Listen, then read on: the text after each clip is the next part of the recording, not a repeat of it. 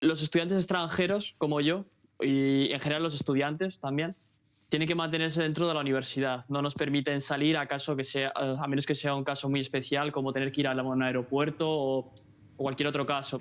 Sí, ahora mismo aquí en Estados Unidos, como decías, superamos todas las cifras. Para que os hagáis una idea, solamente en el estado de Nueva York hay muchísimos más infectados que en ningún otro país en todo el mundo ahora mismo. Aquí realmente en Italia nos permiten pasear con los niños desde hace un mes, pero no pasea nadie por el miedo a que se contagien los niños.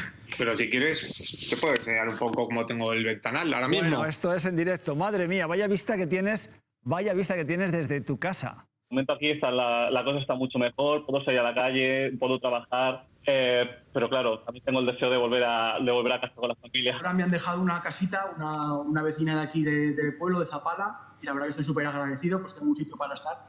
Quería mandar un saludo a mi abuela. Por favor. No he podido hablar con ella, está la pobre mujer encerrada que no la pueden ir a visitar. Bueno, pues un abrazo fortísimo para la abuela de Daniel, desde luego que sí.